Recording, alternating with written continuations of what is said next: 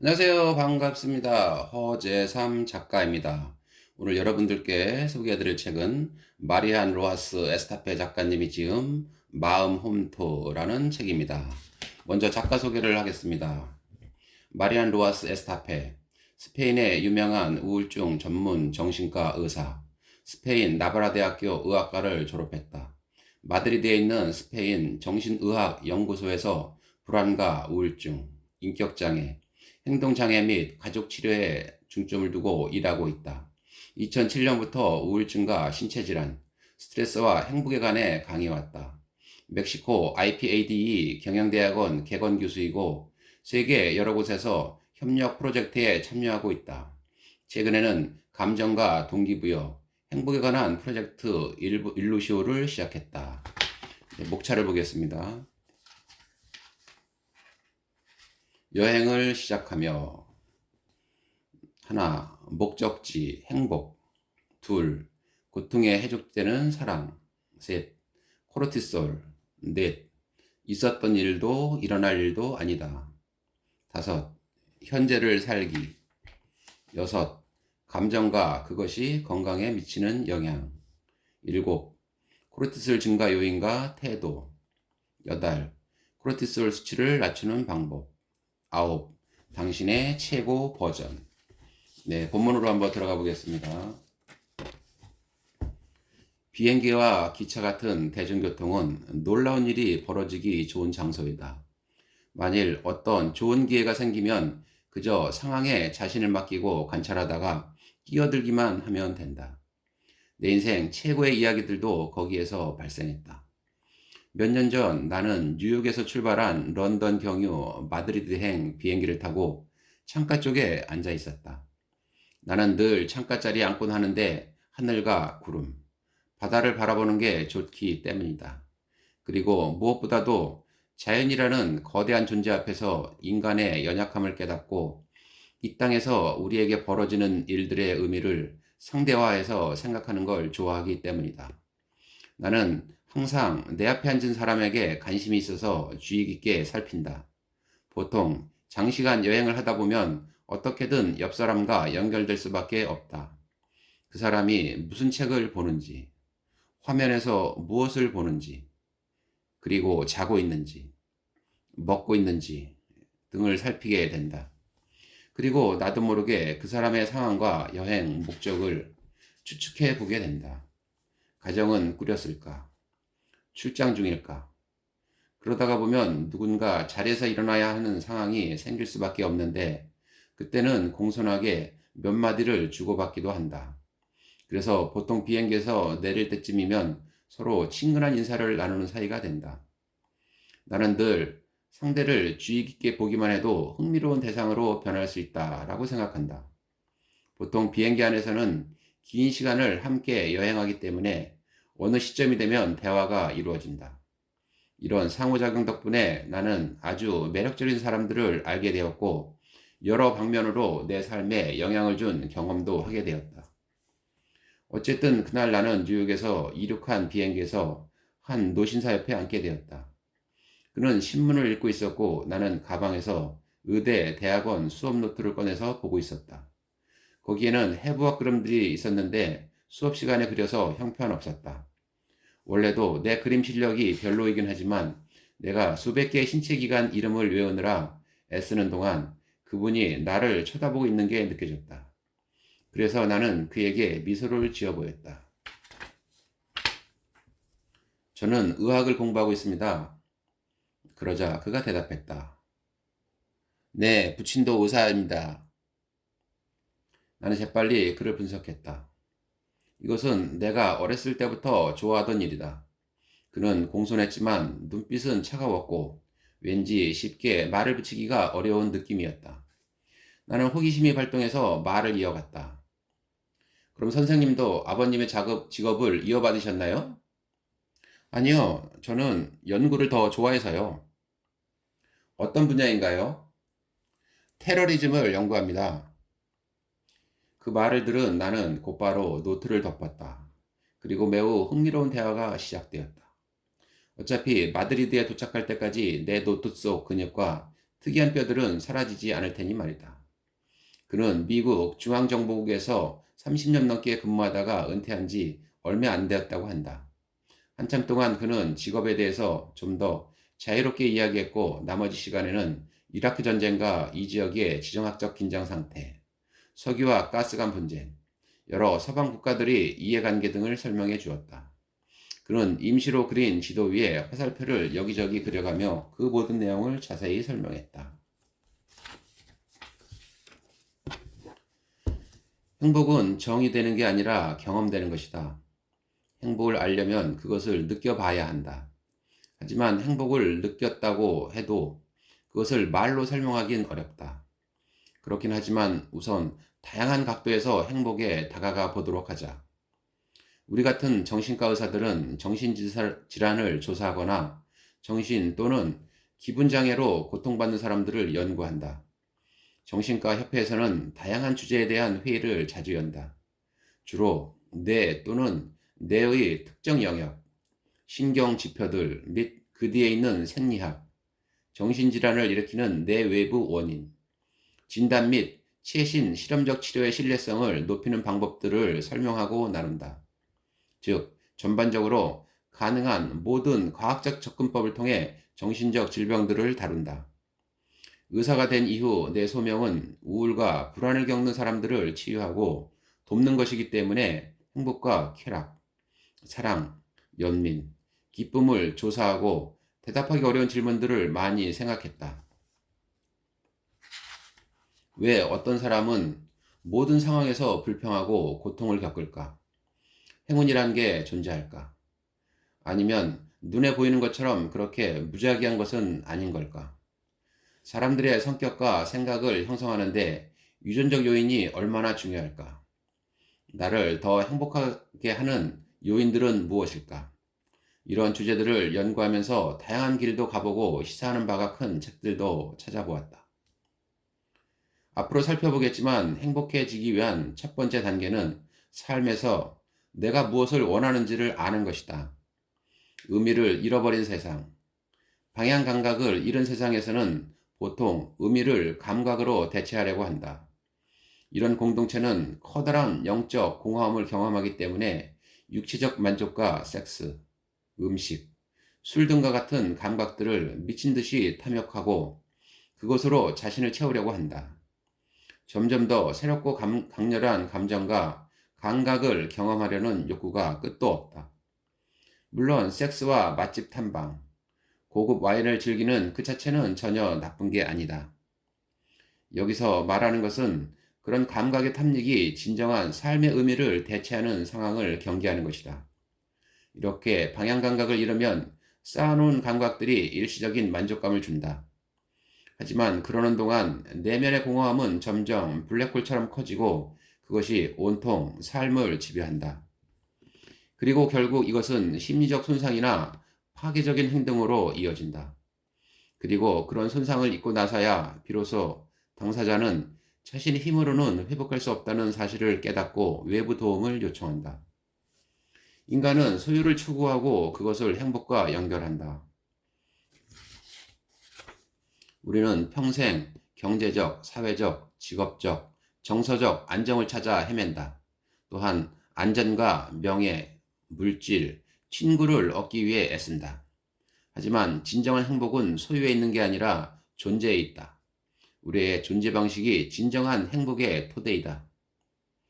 클릭 한 번으로 모든 것을 얻을 수 있는 곳에서 파는 가벼운 행복을 조심하라. 오늘날 인구의 20%가 정서적 문제로 약을 먹는 걸 보면 이런 물질주의적 사고방식은 뭔가 잘못되었다. 물질을 쌓는 것이 행복을 위한 해결책이 아니라면 도대체 뭐일까? 내가 볼 때 이렇게 눈 깜빡할 새 변하고 발전하는 세상에서 행복은 반드시 본질적인 가치로 회귀한다. 그렇다면 가치란 무엇일까? 그것은 우리가 더 나은 사람이 되고 완성되도록 돕는다. 우리의 기준으로 혼란스럽고 불확실한 때에 길잡이가 된다. 누군가 길을 잃고 어디로 가야 할지 모를 때 가치와 분명한 지침이 있으면 배의 침몰을 막을 수 있다. 아리스토텔레스는 이미 그해져서 니코마코스 윤리학에서 우리의 삶은 관역을 가진 궁수들 같아야 한다라고 말했다. 하지만 오늘날은 관역은 없고 궁수들은 자취를 감췄으며 화살은 사방으로 무질서하게 날아다닌다. 우리가 마주하는 이 세상을 이해하기 위해서 나는 미국 육군대학원에서 나온 약자인 뷰카를 소개하는 걸 좋아한다.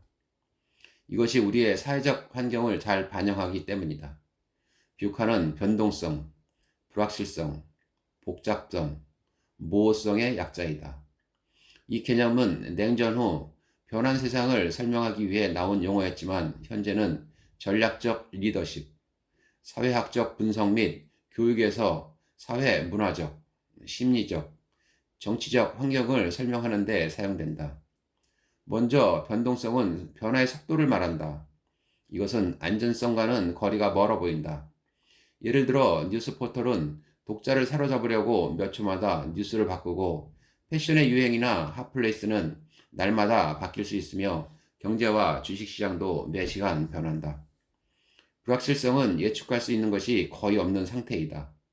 사건이 벌어지고 상황이 바뀌면 충격을 받을 수 있다. 미래를 예측하거나 앞당기는 알고리즘이 있지만 현실은 허구를 뛰어넘고 말았다. 복잡성은 세상이 서로 연결되어 있고 인간의 모든 지식 영역의 수준이 매우 세밀하여 빈틈이 없음을 의미한다. 아주 작은 세부 사항도 삶의 결과에 영향을 미친다. 이것이 바로 그 유명한 카오스 이론인 나비 효과이다. 모호함은 아이디어가 명확할 틈을 주지 않는 것이다. 모든 것이 그럴 수도 있고 아닐 수도 있다. 거의 모든 면에 분명한 의견이 없는 상태이다. 나는 늘 정신과 의사가 훌륭한 직업이라고 생각해왔다. 이것은 영혼의 과학이다. 많은 사람들이 과거의 상처를 회복하거나 통제할 수 없는 어려운 상황을 다루는 법을 배우려고 고군분투한다. 우리는 도움을 요청하는 사람들에게 두뇌와 정보 처리, 감정과 행동이 어떻게 작동하는지 이해하도록 돕는다.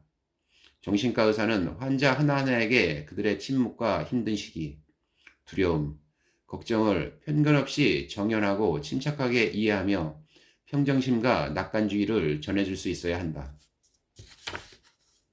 나는 우리가 생각하는 방식과 반응의 원인, 그리고 감정이 무엇인지와 그것이 어떻게 마음에 반영되는지를 이해하고 알아가는 일에 깊이 매료되었다. 결국 행복은 내가 나를 관찰하고 분석하며 판단하는 방식, 또 자신과 삶에 가졌던 기대치와 깊은 관련이 있다. 한마디로 행복이란 나의 개인적, 정서적, 직업적 열망과 조금씩 이루는 성취 사이의 균형을 이루는 것이다. 그럴 때 자신에 대해 정확한 평가를 하게 되고 적절한 자존감이 나타난다. 한 사람에 대한 사랑. 제 아무리 겁쟁이라도 사랑 앞에는 용감해지고 영웅으로 변한다. 플라톤. 사랑에 빠지는 것은 이 세상에서 가장 위대한 일이다. 누군가에게 마음이 사로잡히면 모든 것이 변한다. 모든 사람의 깊숙한 곳에는 경이로움과 보물이 들어있는데 이것은 진정한 사랑으로 드러난다. 모든 인간은 사랑하면 더 열정적으로 변하고 생명력이 넘치게 된다. 따라서 인간에게는 사랑이 필요하다. 사랑은 삶에서 가장 위대한 주제이다. 사랑에 빠진 사람의 삶에는 영원한 흔적이 남는다. 그리고 삶에서 가장 강렬한 감정은 사랑에서 비롯된다. 이 책의 목적이 커플의 사랑을 다루는 건 아니지만 건전한 방식으로 사랑에 빠졌을 때 이것은 삶의 모든 면에 긍정적인 영향을 미친다. 타인에 대한 사랑. 연대의식과 자원봉사. 타인을 위한 헌신은 오히려 우리 몸과 마음을 보호해주는 중요 요소이다. 사랑과 함께한다는 느낌은 행복의 열쇠 중 하나이다. 살면서 대부분의 즐거움과 기쁨의 순간은 다른 사람과의 상호작용과 관련이 있다. 부부관계, 사업이나 회사, 가족관계가 제대로 이루어지려면 그들 간의 관계가 원만하거나 적어도 비교적 건강해야 한다. 때때로 우리 주변에는 호감이 생기지 않고 존재만으로도 불안감을 주는 사람들이 있다. 이럴 때 만일 뭔가 변화가 있지 않으면 우리 삶에서 그들은 해로운 존재가 될 위험성이 크다. 만일 당신이 어떤 사람들과 함께 있을 때 계속 경계하고 적대적이며 긴장된 상황이 이어진다면 몸이 아프거나 심하게 고통받을 수 있다. 이런 사람들은 당신을 정서적으로 끌어내리는 감정 뱀파이어로 변하나 우리는 본능적으로 긍정적이고 건전한 사람들과 우정을 맺고 관계를 맺으려는 경향이 있다. 이것은 친구 사이나 가족 또는 직업 분야에서 모두 마찬가지다. 우리는 항상 독을 내뿜을 준비가 된 적대적이고 부정적인 사람들을 거부하기 마련이다. 로버트 월딩거는 행복에 관한 최고의 연구를 이어오고 있는 미국의 정신과 의사이다. 그의 실험은 두 남성 집단의 삶을 연구하기 위해 시작된 종단적 실험으로 지금까지 진행 중이다. 첫 번째 집단은 1938년 하버드 대학의 2학년 학생들이었고 두 번째는 보스턴에서 가장 소외되고 가난한 지역에 사는 소년들이었다. 이 실험의 목적은 사람들의 삶을 청소년기부터 성인기까지 연구해서 무엇이 행복을 주는 요소인지 알아보는 것이었다. 그래서 75년 동안 피실험자들에게 일과 가정생활, 건강에 대해 질문했다. 지금도 이 실험을 시작한 740명 중 60명이 계속 실험에 참여하고 있다. 대다수는 이제 90세가 넘었는데 지금은 그들의 자녀 중 2,000명 이상이 이 연구에 참여 중이다. 자녀들도 이 연구를 시작할 때 그들의 부모들과 마찬가지로 인터뷰를 진행했다. 그리고 건강검진과 가정모임, 병력 추적, 혈액검사, 뇌스캔도 진행했다. 과연 이 실험에서 어떤 결과가 나왔을까?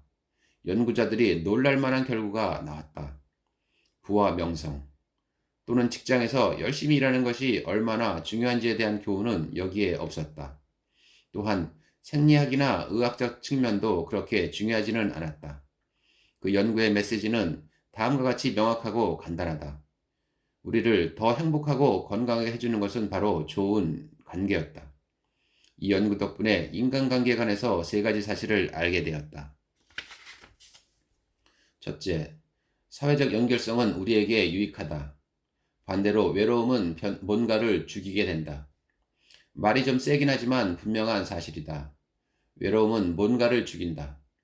가족과 친구 또는 공동체와 더 많이 연결된 사람들은 관계가 적은 사람들보다 훨씬 더 행복하고 건강하게 오래 산다. 외로움 속에는 심각한 독성이 들어있는 걸로 드러났다. 통계적으로 볼 때 고립된 상태로 사는 사람들은 중년에 덜 행복하고 건강이 쇠퇴하기 쉬우며 노년에 뇌 기능이 더 빨리 저하되고 더 일찍 사망한다. 알츠하이머와 치매와도 밀접한 연관성이 있다. 우리 사회에 외로움의 모습이 점점 더 많이 나타났다고 있다는 점을 고려할 때 이것은 해결해야 할 심각하고 긴급한 문제이다. 둘째, 사회적 연결성은 인맥의 양이 아니라 질이고 친밀한 사이일수록 질이 더 중요하다. 갈등 속에서 사는 것은 건강에 해롭다. 갈등이 심하거나 애정이 없는 결혼 생활은 매우 해롭다. 반대로 좁고 따뜻한 관계를 맺는 생활은 우리에게 보호를 제공한다. 그 연구에서 콜레스테롤 수치로 예측할 수 있는 것은 피실험자들의 나이가 아니라 그들이 맺고 있는 관계에 대한 만족도였다. 50대에 가장 만족스러웠던 사람들은 80대에 더 건강했다. 셋째, 좋은 관계는 신체를 보호할 뿐만 아니라 뇌도 보호한다. 충분히 예상 가능한 내용이었지만 연구 결과로도 분명하게 증명되었다. 노년기에 다른 사람과 안전한 애착 욕구를 맺으면 그것이 보호막이 되고 그런 사람들의 기억은 더 오랫동안 더 선명하게 유지된다. 반대로 다른 사람에게 의지할 수 없다고 느끼는 관계 속에 있는 사람들은 더 일찍 기억을 잃어버린다. 좋은 관계의 기초는 무엇일까? 모든 애정적, 사회적 또는 정서적 유대감의 기초는 다른 사람과 적절한 관계를 맺을 수 있는, 즉 다른 사람과 적절하게 연결될 수 있는 능력이라고 할 수 있다. 사람들은 아주 필요한 경우를 제외하고는 그 누구도 싫거나 거부감을 느끼는 사람에게 제품을 구매하지 않는다. 나는 몇몇 은행가들과 상담을 한 적이 있는데 그때마다 따뜻한 관계나 특정 공감을 형성하지 못하면 다른 사람에게 돈이나 자산 관리를 맡길 수 없겠다는 생각이 들었다. 마찬가지로 가격 차이가 크게 나지 않고 다른 조건이 같다면 우리에게 더 잘 대해주는 사람에게 자동차나 제품을 구매할 가능성이 크다. 한편 우정은 사랑 다음으로 타인과 나눌 수 있는 가장 높은 수준의 상호작용이다. 진정한 우정을 나누려면 함께한 경험이 있고 감정과 경험의 나눔이 이루어져야 한다. 우정은 친밀한 믿음으로 형성되며 무분별한 행동이나 말로 깨진다. 그래서 그것을 조심스럽게 돌봐야 한다. 우정은 친밀함, 배움이 포함된 동등한 관계로 이루어지기 때문에 일종의 헌신과 끈기를 갖고 만들어가야 한다. 어떻게 하면 다른 사람들과 올바른 관계를 맺을 수 있을까? 여기에 우리를 안내해줄 몇 가지 간단한 지침들을 모아보았다. 물론 여기에서 말하는 지침을 꼭 따라야 한다는 뜻은 아니다. 하지만 이것은 살면서 종종 협상과 우정 또는 가족관계가 깨지는 이유를 이해하는 데 큰 도움이 되고 자가진단에도 도움이 될 수 있다. 첫째, 사람들에게 관심을 가져라. 둘째, 중요한 내용은 기억하려고 노력하라. 셋째, 사람들의 생활과 취미, 관심사에 대해 자세히 알아보라. 넷째, 함부로 판단하지 말라. 다섯째, 당신의 기준과 신념 또는 가치를 강요하지 말라. 여섯째, 공통 관심사에 놀라고 그것을 기회로 활용하라. 일곱째, 웃어라. 그들과 함께 웃어라. 여덟째, 노래하라. 단 합창으로. 아홉째, 가능하면 도와줘라. 열째, 다른 사람에게 도움을 요청하기를 두려워하지 말라. 11번째, 다른 사람에 대해 좋게 말하고 비판하지 말라. 12번째, 이야기를 들려주라. 13번째, 사랑과 전쟁 그리고 우정에서 중요한 것은 바로 전략이다. 14번째, 예의를 지키라. 15번째, 받으려면 주어야 하고 무엇보다도 자신을 내주어야 함을 잊지 마라. 16번째, 친절하고 다정한 사람이 되라. 이것은 생각보다 매우 중요하다. 용서. 용서는 사랑의 행위이고 타인과 삶 앞에서 보이는 고상한 태도이다. 용서는 손해를 입고도 후대하는 것이다. 그것은 특별한 형태의 항복이며 인간을 더 높은 차원으로 끌어올린다. 나는 순진하지 않기에 용서하는 것이 얼마나 어려운지 잘 안다. 사소한 상처를 입은 후 용서하는 것과 막대한 상처를 입은 후 용서하는 것은 다르다. 무시와 부당한 공격, 굴욕, 배신, 배우자 불륜, 거친 비판은 극복이 거의 불가능하다고 할 수 있을 정도로 매우 힘든 고통을 줄 수 있다. 나는 캄보디아에서 인생에서 가장 무서운 이야기를 들었다. 나는 그 내용을 노트에 적었고 가끔 다시 보는데 그럴 때마다 눈물이 난다. 나는 잔인한 고통을 겪은 매춘부 소녀들을 돕고 싶었지만 그들을 고통에서 벗어나게 할 방법을 찾지 못했다. 나는 늘 우리 같은 정신과 의사와 심리학자들이 고통을 당하거나 상처를 입거나 갇혀있는 사람들이 탈출구를 찾도록 돕는다고 생각했다. 하지만 캄보디아에서는 어디서부터 그 치료를 해야 할지 막막했다. 어느 날 나는 메이라는 소녀를 만났는데 그녀가 이런 내게 해결책을 주었다. 나는 8월 어느 더운 날 메이를 만났다. 나는 캄보디아의 여성활동가 소말리아만과 함께 아주 어린 소녀들을 위한 센터가 있는 캄보디아의 산속집을 찾아갔다. 그곳에 도착해서 내가 본 장면은 그대로 내 눈 속에 박혀버렸다. 소녀들은 모두 똑같이 하와이식 꽃무늬 셔츠와 바지를 입고 있었다. 소말리는 그들에게 다가가 방 중앙에 앉았다. 소녀들은 자신들의 엄마가 도착하자 뛰어와서 그녀를 안았다. 어떤 소녀들의 표정 속에는 기쁜 슬픔이 보였는데 고통스럽고 잔인한 과거에 그들의 눈은 길을 잃은 것처럼 보였다. 대여섯 살 정도 되는 가장 어린 소녀들이 그녀 주위를 날아다니며 춤을 췄다. 구석에 앉아있던 다른 아이들은 미동도 하지 않았다. 소말리는 따뜻한 목소리로 그녀의 언어인 캄보디아어로 이야기를 들려주기 시작했다. 조금씩 뒤에 떨어져 있던 소녀들이 그녀 곁으로 다가왔다. 그리고 안색이 바뀌면서 차갑고 긴장된 표정이 풀렸다.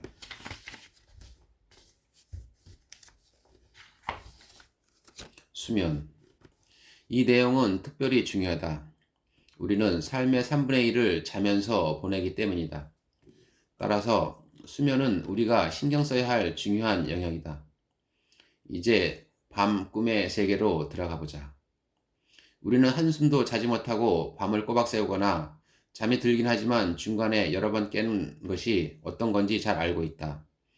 두 경우 모두 아침에 일어나면 피곤할 수밖에 없다. 잘 쉬지 못하면 머리가 제대로 돌아가지 않는다.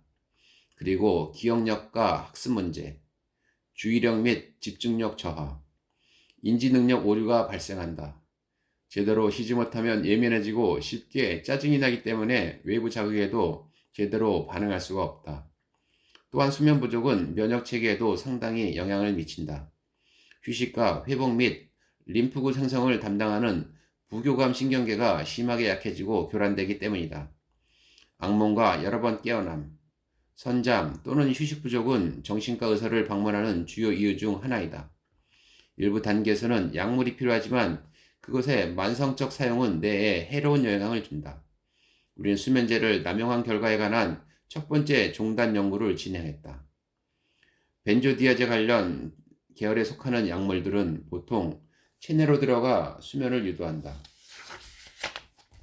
작용 방법이 각각 다르지만 이것들은 시간이 지속되면 내성과 의존성이 생긴다. 그래서 대부분은 약을 끊으면 문제가 생긴다. 수면은 해마를 포함한 뇌의 일부 영역을 재생하는 데 기본이고 필수적이다. 참고로 해마는 기억력과 학습에 중요하며 다양한 수준에서 두려움도 조절한다. 밤에는 재구성되고 낮에 배운 것들이 되살아난다. 따라서 수면이 부족한 학생들은 시험 성적이 더 안 좋을 수밖에 없다. 카페인을 많이 섭취하면서 밤을 새워서 공부하는 사람들은 주의하길 바란다. 아마도 다음날 시험은 통과하겠지만 그럴 때 뇌는 밤에 공부한 것을 잘 저장하지 못한다. 그저 다음날 시험에 통과하기 위해 단기 기억만 끌어당겨 쓸 뿐이다. 수면 중에는 고마운 감정이든 원한이나 분노의 감정이든 다 저장된다.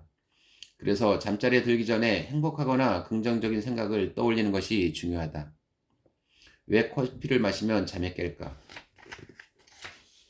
이상하지만 매우 흥미로운 질문이다. 어디 한번 살펴보자. 일과 공부, 운동, 이동 등 우리가 하는 모든 활동에는 에너지가 필요하다. 이런 몸의 에너지를 ATP라고 한다. 각 세포는 이런 물질의 분자들을 통해 영양을 공급받는데 이것들은 주로 먹는 음식에서 나온다. 우리가 운동하고 일하고 공부하고 생각할 때 ATP를 사용하는데 몸에서 조금씩 이것이 소비된다. 우리가 ATP 분자를 사용할 때마다 이것은 인산 분자와 아데노신 분자로 가수분해된다.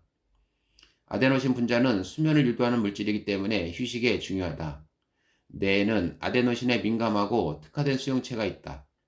만일 이 분자의 수치가 높으면 우리 몸은 졸음을 느끼고 수면은 더 깊어진다.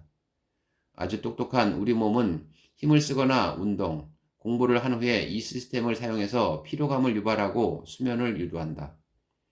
휴식 과정을 담당하는 다른 분자들도 있지만 아데노신 수치가 높으면 수면에 큰 영향을 주어서 더 잘 쉴 수 있다. 그렇다면 커피는 어떤 역할을 할까? 여기에서 바로 그 유명한 카페인이 등장한다. 이것은 전형적인 수면 방지 분자로 1819년 독일의 화학자 프리드리프 롱게가 발견했다. 여기에는 아데노신과 매우 유사한 성분이 들어있는데 이것을 아데노신 수용체의 비선택적 기량제라고 부른다. 즉 카페인을 섭취하면 아데노신에 민감한 뇌의 수용체들이 차단된다. 그럴 때 뇌는 더는 졸음 신호를 받지 못하므로 더 오래 깨어있거나 일하거나 활동하게 된다. 수면 부족은 몸과 마음에 해로운 영향을 끼친다. 일반적으로 인간은 4번에서 5번의 수면 주기가 필요하다. 각각의 시간은 약 90분이다. 분명 당신도 다음과 같은 경험을 했을 것이다. 한밤중에 깨었는데 정신이 말똥말똥하다. 그런데 다시 잠들고 아침에 알람 소리를 듣고 깼는데 피곤하다. 왜 그런 걸까? 이것은 수면 주기와 관련이 있다. 수면 주기에는 5단계가 있다. 1단계, 2단계는 얕은 수면, 3단계, 4단계는 깊은 수면이고 5단계인 렘 단계에는 꿈을 꾼다. 말했듯이 그 주기는 약 90분이다. 1단계에서 4단계까지 60분이나 65분이 걸리고 5단계에서 20분이 더해진다. 수면 과학에 따르면 좋은 잠은 잠자리에서 보내는 시간이 아니라 진행되는 수면 주기와 큰 상관이 있다. 만일 당신의 수면 주기 단계가 규칙적이라면 일어난 시간을 한번 찾아보라. 대략 1시간 반에서 1시간 반씩 더해보자. 즉, 1시간 반, 3시간, 4시간 반, 6시간, 7시간 반이 된다. 당신의 수면 시간은 이 시간 중 상황에 맞게 선택하면 된다. 예를 들어보자. 만일 당신이 12시에 잠자리에 든다면 알람 시계를 7시 30분으로 맞춰보라. 잠에서 깨는데 덜 힘들고 머리가 더 상쾌하고 쉽게 활성화되는 것을 알 수 있을 것이다. 만일 8시로 맞춘다면 더 많이 잠을 잤더라도 이상하게 일어나기가 더 힘들 것이다. 알람 시계가 깊은 수면 단계에서 울렸기 때문이다. 이런 주기는 사람마다 다르고 운동과 스트레스, 약물 또는 알코올과 깊은 영향을 받는다. 우리 주변에는 5시간보다 적게 잤는데도 최고의 컨디션에서 일하는 사람들이 있다. 따라서 각자 자신의 수면 주기를 알아보고 일정을 조절하는 게 좋다. 수면 위생, 숙면을 위한 5가지 조건. 첫째, 잠자리에 들기 전에는 전자기기를 멀리하라. 둘째, 감정적 자극을 조심하라. 셋째, 눈을 감기 전 마지막 생각을 조심하라. 넷째, 건강한 일상을 선택하라. 다섯째, 침실을 어둡게 하고 자라. 두 아군 또는 적군. 밤에는 과도한 운동을 주의하라. 어떤 사람들에게 운동은 코르티솔을 방출해 더 깊게 휴식하는 데 도움이 되지만 어떤 사람들은 코르티솔이 더 활성화되어 잠을 이루지 못하게 한다. 과한 저녁 식사와 음주는 휴식을 방해하는 요소이다. 또한 카페인과 차 같은 수면에 자극을 주는 것들을 조심하다. 기분은 태도에 달려있다. 상황 앞에서 보이는 태도에 따라 대응 방법이 달라진다. 면접과 데이트, 시험을 대하는 태도는 결과에 결정적인 영향을 미친다. 나중에 설명하지 않기 위해서 항상 최악의 상황을 미리 생각하는 사람들이 있다. 물론 이렇게 하면 예상치 못한 일이 생겼을 때 놀라더라도 타격이 덜할 수 있다. 하지만 우리가 행동할 때 긍정적인 태도를 보이면 뇌가 매우 활성화된다. 태도는 삶을 대하는 방법에 관한 결정이기 때문에 항상 노력하고 개선할 수 있다. 태도는 기분을 움직이는 강력한 활성제이다. 물론 모든 태도에 반응하지 않는 우울한 상태에 있는 사람도 많다. 하지만 고통을 겪거나 아픔을 당하고 병에 걸리고 그런 사람이라도 좋은 쪽으로 생각하려고 애쓰면 분명 영향을 받아 상황이 조금씩 나아진다. 상행성 망상 활성계. 매 순간 우리 머리는 수백만 비트의 정보를 포착하지만 우리가 기대하거나 꿈꾸거나 관심 있는 것에만 주의를 기울인다. 우리가 수많은 자극에 노출되면 상행성 망상 활성계가 목표와 관심사 및 생존에 관심 있는 모든 정보를 필터링하고 우선순위를 정한다. 만일 우리 뇌가 들어오는 모든 자극을 흡수하고 처리한다면 결국은 지쳐서 나가 떨어질 것이기 때문에 필터링은 중요하다.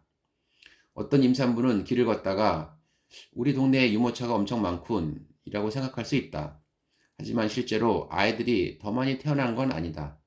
이런 생각을 하는 건 그녀의 뇌가 그 정보에 더 민감하다는 뜻이다.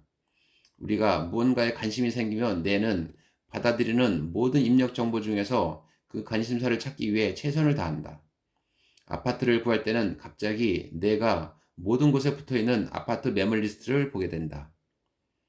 관심 있는 자동차 모델이 있다면 신호등 앞에 설 때마다 그 자동차만 찾아볼 것이다.